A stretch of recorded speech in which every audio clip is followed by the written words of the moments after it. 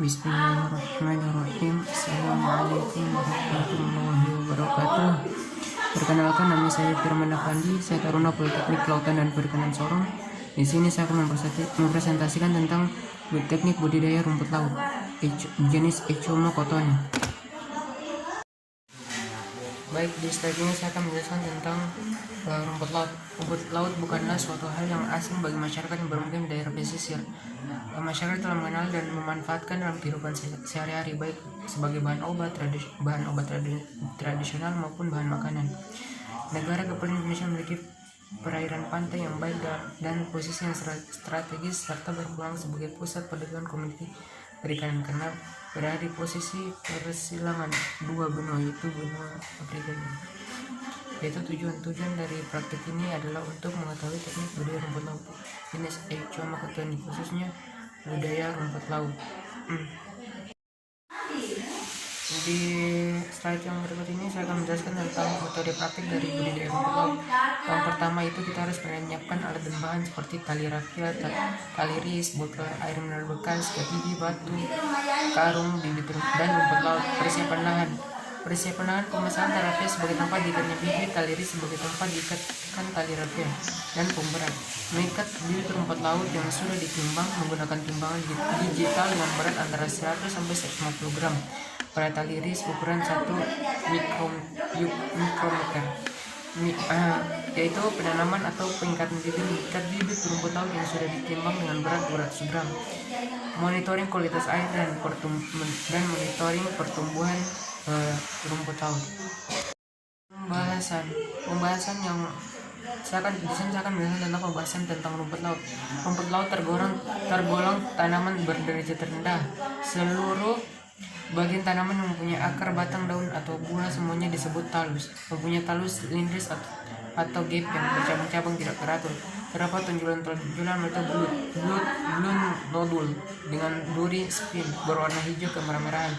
Bila hidup dan bila kering berwarna kuning kecoklatan. Dengan lokasi untuk budidaya rumput laut jenis Echoma cottoni ada yang harus diperhatikan, itu tata wilayah, tenaga kerja, transportasi, keamanan, dan kualitas air, dan indikator biologi. Baik, di sini saya akan menjelaskan tentang metode budidaya rumput laut. Metode budidaya yang digunakan adalah metode long-line.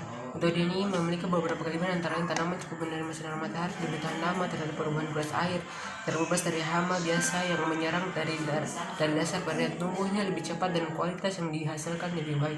Cara kerjanya mudah dan biaya produksinya lebih murah. Bibit rumput laut merupakan hal utama yang harus dilakukan, karena dari bibit rumput laut yang baik dapat dihasilkan pertumbuhan rumput laut yang baik pula. Di lokasi studi lapangan, bibit yang digunakan punya warna kuning kemerahan serta memiliki banyak cabang dan ujungnya runcing. Baik, di sini saya akan menjelaskan tentang metode budidaya rumput laut. Yang pertama itu prosedur kerjanya yang lebih khususnya, yaitu pengikatan. Setelah memilih bibit rumput laut dan sudah ditimbang, semua bibit akan diikat dengan metode jangkar. Dengan pengikatan model jangkar ini, bibit tidak akan mudah lepas dari ikat terhadap bibit rumput lautnya dengan terlalu kencang agar bibit tersebut dapat mudah bergerak saat terkena arus. Yang berikutnya itu penanaman adalah langkah selanjutnya, itu menggunakan semua bibit yang telah diikat dengan metode long line. Itu metode yang budidaya dengan menggunakan tali panjang yang dibentangkan. Dan terakhir itu perawatan harus dilakukan setiap hari untuk membersihkan tanaman dari tumbuhan pengganggu, dan menyulam dan menyisip tanaman yang mati dan terlepas yang dilakukan pada minggu pertama setelah rumput laut ditanam. Baik, di sini saya akan menjelaskan tentang hama dan penyakit yang menyerang terhadap rumput laut.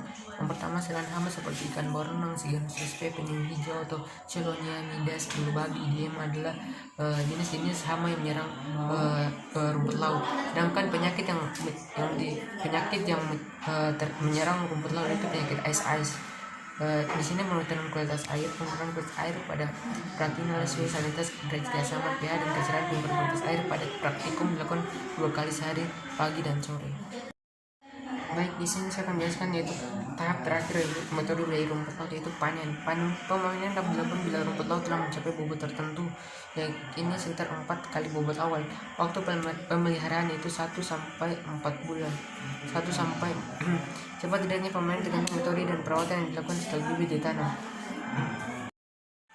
baik, yang terakhir itu simpulan apa saya ambil dari praktik ini adalah bagaimana cara budidaya rumput laut. Contoh ini mulai dari proses pembuatan tadi untuk mengikat rumput laut, cara memilih bibit rumput laut yang baik, cara mengikat rumput laut, dan cara menanam rumput laut dengan metode long line.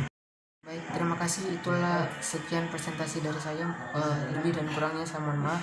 Wabillahi taufiq wal hidayah. Wassalamualaikum warahmatullahi wabarakatuh.